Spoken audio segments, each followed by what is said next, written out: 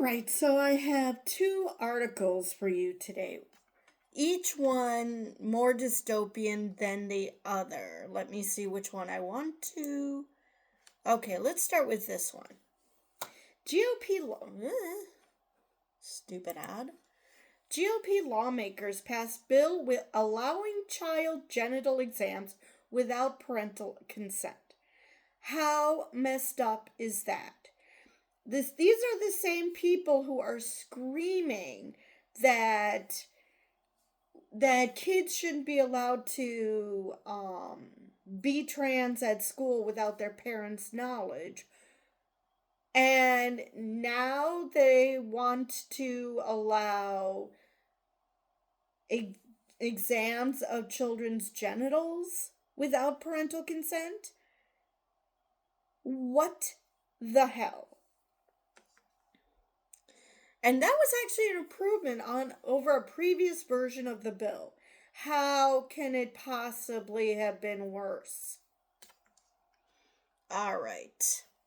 Republicans at the West Virginia legislature passed a bill that would allow healthcare providers to visually or physically examine a minor child for the purpose of identifying their biological sex without the consent of the child's parent, guardian, or custodian. Well, at least it's a healthcare provider. That's better than some random schmuck looking at kids' genitals. So that's a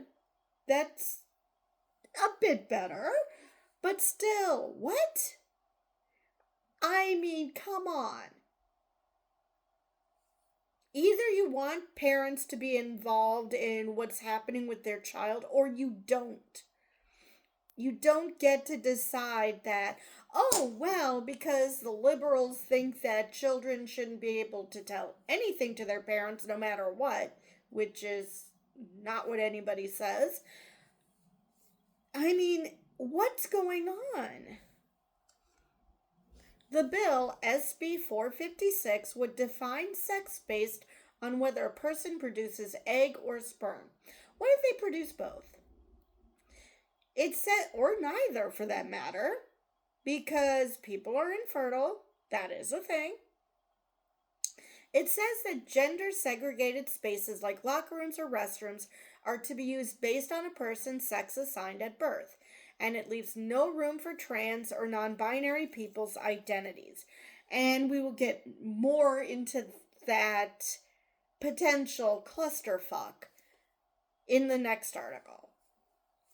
It also says that all intersex people are either male or female, but does not give a basis for assigning a sex to them.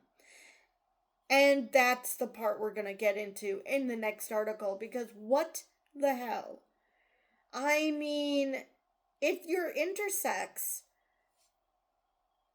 how can you be either male or female? Does anybody know what words mean? Because these schmucks obviously do not. The bill would have far-ranging effects, including how transgender students are treated at schools. The text states that all multi-occupancy facilities like restrooms and changing rooms have to be designated as either exclusively for those assigned male at birth or those assigned female at birth.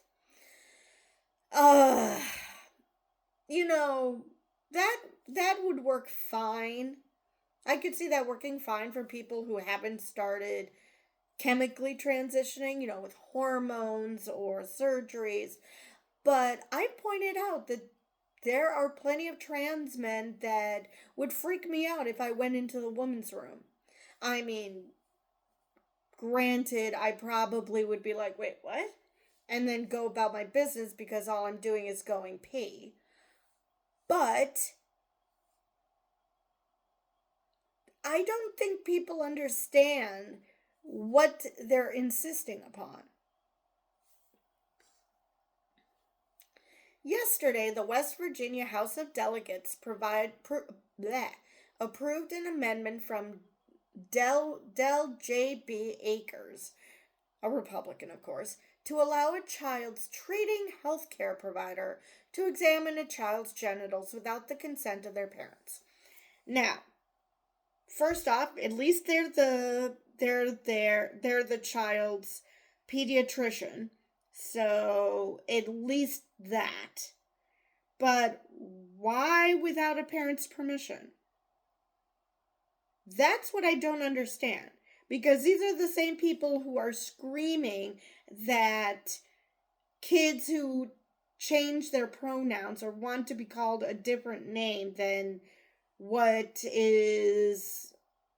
their parents call them is somehow horrible, and it supersedes a parent's right, even though the parent could be a total horrible parent. But this is without the consent of parents, because I'm pretty sure that this person thinks that the parents are perfect in every way and know exactly at all times what's best for the child, but without their consent? Sounds to me like they just want to bully the kid into, I don't know, making sure that they're using the right bathroom, which, I'm sorry, what? That's not traumatic at all. What the hell? Of course, I would hope that if this is their usual healthcare provider, they wouldn't have to examine them because they would already know. So there's so much wrong with us. The amendment states that only the treating healthcare provider can perform such examinations without the parent's consent. Again, at least it's the usual physician for the child. But why is it without a parent's consent? I honestly do not know why it's without a parent's consent, unless this is some bullying tactic to scare trans kids or those who are non-binary or those who are ambiguous. Scare them into using what transphobes think is the appropriate bathroom for them or something. The amendment does not mention adults, and therefore presumably they could be forced to undergo such examinations by anyone. What?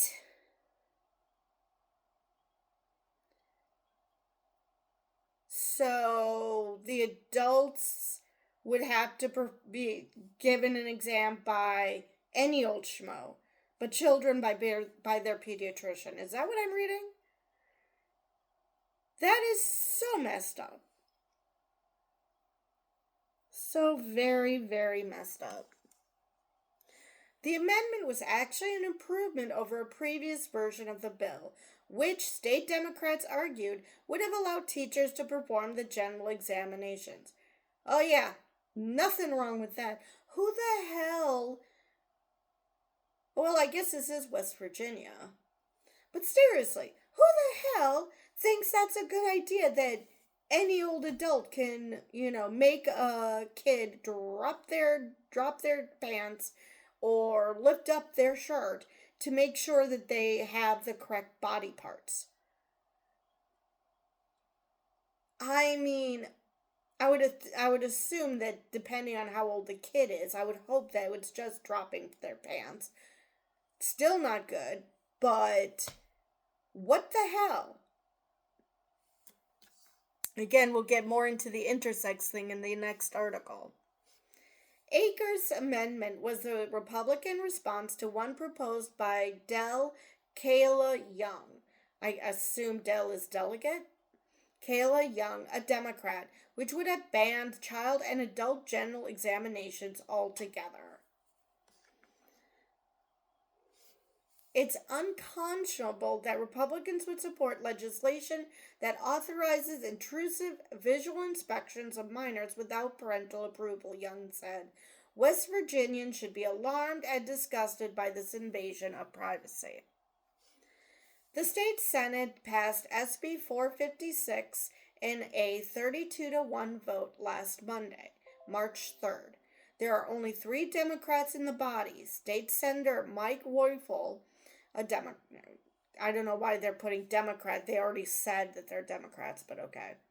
Voted for the bill. What? State Senator Joey Garcia voted against it, and State Senator Robert Plymale was absent. On Friday, the bill passed the House of Delegates in 87-9 vote. What the hell did this Democrat, what was going through his brain that he voted for the bill? Oh my God. That is just insane. The bill was then passed by both chambers again on Monday, March 7th with the amendment. It will now go to Governor Patrick Morrisey, a Republican, for his signature. Yesterday, state Democrats, who control only 11 seats out of 100 in the House of Delegates, held a press conference to denounce the bill as well as several others that they say will harm children, including a bill to allow teachers to use corporal punishment and another bill that rolls back vaccine requirements for schools. Okay. Allowing teachers to use corporal punishment? Are you kidding me? What century do we live in? We've already decided that this is abuse. Why are we even considering this? Somebody should beat the crap out of these Republican senators and just say, "Oh, you don't like it? Well, it's just corporeal punishment." What the hell? And vaccine requirements? It's all well and good that you think that you want to roll the dice with your child and whatever horrible disease, like the current measles outbreak that's going on in New Mexico and Texas, that you want to roll the dice and hope that your kid doesn't A, get the measles or any other disease, and B, doesn't die from it.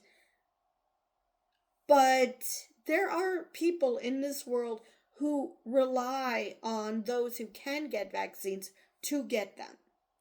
So you're just basically, the people who are doing this are just outing themselves that they don't give a shit about themselves and they don't give a shit about others, because those are your 2 options. So yeah, vaccines help you, they help others. It's really that simple. And yes, vaccine requirements should be allowed for school because we have a group of people who are forced into a building, and if one person gets sick, you want to know what happens? Right, it goes to the entire school. It goes through the building. So if you don't want to participate in society, that's perfectly fine. Then don't fucking participate in society. Don't treat yourself as if you're somehow special because you don't want to do the thing that will protect everyone else in society. Because at that point, you're saying, I don't really want to be a part of society. I want to be a fucking hermit. So go be a fucking hermit. While people sit around the dinner table looking at electric bills that look more like what they use to take home in a month versus an electric bill where we have coal mines that are shutting down because of saber rattling in Washington over tariffs, when we have an unelected bureaucrat who's firing federal employees that administer services that our people depend on, these are the types of issues that we are worried about. These are the types of issues that we're worried about. Delegate John Williams, a Democrat, of course, said at a press conference, according to Real West Virginia, or Real WV. West Virginia has bigger problems and bigger fish to fry. Not to mention, these bills are just absolutely horrible. Absolutely horrible. Anyway, so that is the end of that first article. But now let's get into another reason let's just pretend for a minute that, you know, we should just go by a person's genitals and, not how they actually feel. There is a little fly in the ointment called intersex. And not just because of the fact that they have organs of both sexes, but there's this article. Hospitals continue. What is with this stupid ad? Go away. Hospitals continue non consensual intersex surgeries while shutting down gender affirming care. Now, I want you to, not just the gender affirming care part, but I want you to think about that. Non consensual intersex surgeries. So the hospitals themselves are deciding what this person's sex is. So then when they get older and they realize that they're the opposite and that the hospitals made a mistake and cut off the wrong part, how can you then accuse them of not knowing what gender they are or what sex they are when they didn't have a say in which part the hospitals kept? I mean, you cannot force someone into a box, whether it's the parent who's like, oh, well, I want a boy instead of a girl, so let's keep the penis instead of the vagina, or vice versa. And then it comes out that they're the opposite of what you wanted. I mean, this is proof positive that let kids decide for themselves, because we have situations like this, and looking at their genitals isn't going to do squat because the doctors decided that they were going to pick, and they picked wrong. So what, the kid has to suffer for the rest of their lives because of that wrong pick? Okay, the procedures are meant to correct sex variations and have been condemned by human rights organizations. Again, as well they should. I mean, if when the baby when the child has decided what sex they feel like, if they choose to remove one of the body parts, go for it. That's perfectly fine if you want to make sure your body looks the way you want it to. But if you're correcting as babies and just assuming you know what the baby's sex is, I don't know, maybe they check the chromosomes and are like, oh, obviously this was a mistake and this was supposed to be a boy or this was supposed to be a girl, whatever. I've already discussed many times, and again, I still have that community post to that video by Forrest Belkai proving that it's not that simple. So why are people insisting on making this choice for the baby? Okay, in his day one gender ideology executive order, President Trump declared the existence of only two immutable sexes, male and female, which the point of this whole article goes against that. Another one, issued a week later, protecting children from chemical and surgical mutilation, denied federal funds to institutions providing gender-affirming care to transgender minors, which is horribly cruel, because we've already discussed that it's not that simple. And let's face it, cisgendered people get gender affirming care. They just do. So it's discrimination to just go after trans people. Let people get the care they need and stay the fuck out of healthcare. Let the doctors figure shit out for themselves. Let them, along with the patient, get the health care that they need. Get the help that they need. Instead of some perfect stranger who only has this idea of how shit works, telling people what to do. I mean, people are so determined to hang on to this idea that people are indoctrinated into the LGBT plus community, which not a thing, that even jokes, people are like, yeah, it's a joke, but this proves my point, because your point is that the LGBT plus community has a sense of humor and they understand that this is a common misconception, so they're making fun of it. I honestly do not know where people's brains reside, but it's not where they should be. Combined, the two orders led hospitals across the country to end healthcare for trans people under 18.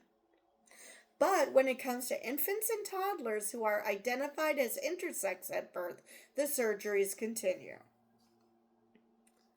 In many cases, the same healthcare providers that have stopped gender-affirming care have also largely continued to perform controversial sex-altering operations in the form of intersex pediatric surgeries, according to Interact, an intersex rights group. It's been striking to see those same institutions continue non-consensual intersex surgeries.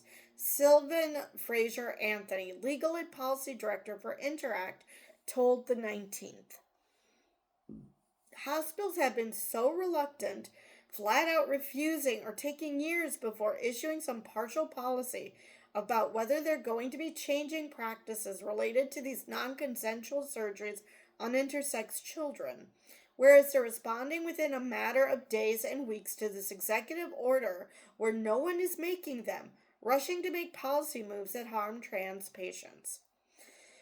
Yeah, that does kind of give the ball game away that they're just letting Trump give them cover for being absolutely horrible people, which you wouldn't think that medical professionals would be, but here we are. Intersex advocate Marissa Adams said both of Trump's executive orders failed scientifically, particularly in relation to intersex people. Wait, Trump doesn't understand something? Shocking. The gender ideology order fails to acknowledge that intersex people can have any gender, Adams said. So there's intersex women, there's intersex men, there's intersex non-binary people. I'm an intersex woman, and that executive order certainly does nothing for me. Intersex surgeries have been performed since the 1960s as a way to align a child's anatomy with their sex assigned at birth. They have been condemned by organizations including the United Nations, the World Health Organization, and Amnesty International. So think about it. Either the doctor or the parent had decided that they want a boy. Oh, this boy has also a vagina. Well, let's get rid of it. Okay, but what if that same child, years down the road, feels like a girl? You took that choice away from them. They now either have to conform to being a boy and live a life of being miserable, or they will have to transition, something they would not have had to have done if you had just left them alone to begin with. Interact said over a dozen hospitals across the United States are involved in studies in which infant patients undergo intersex surgeries, which can include reshaping or removing genital tissue and internal reproductive organs. Oh, goody! So you're going to render them sterile as well. That's wonderful. It's estimated that about 1.7% of the population is born intersex. No state or federal laws prohibit intersex surgeries. This whole system of non consensual interventions on intersex bodies exists because our natural existence contradicts the idea that all people are born male or female, said Emery Huffbauer, an intersex person in Kentucky. Young intersex people are suffering now from inadequate care because the providers equipped to treat them with informed consent are shutting down access. It's reached a crisis point, Huffbauer said.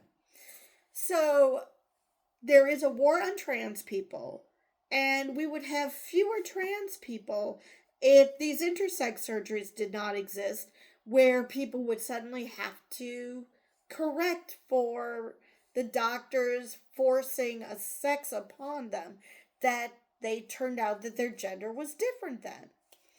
So imagine if these intersex surgeries did not exist and people grew up and were able to make the decision that, okay, I have, these organs, or I have these genitals, and I feel like I should have this. So let's remove these ones. That's fine. That is less of a burden than someone having to completely transition from one gender to another and aligning their body with that gender, because it's one thing to remove body parts that you don't need. It's entirely another to have to reshape them into the body parts you want because they were removed when you were a baby, because the doctors and or parents decide they know better what sex you're supposed to be, what gender you're supposed to be. It's just ridiculous. We're having these surgeries and now we're telling trans people that they're not allowed to transition. I mean, at least allow for intersex people to make that decision on their own. That would help with so many problems. Yes, there's only 1.7% of the population, but who gives a crap? That is still a lot of people. So why not just let them make that choice for themselves at the appropriate time, and then they can decide whether they're going to have these excess organs or genitalia or whatever they have removed. It's so much simpler. So anyway, the intersex people are damned if you do, damned if you don't in that situation, because if they have the surgeries as babies, they're going to be they might end up being fucked when they're older. So let's just, not force the surgeries on them. So anyway, that is the last of the articles I have for you today. And with that, I will see you guys in the next video.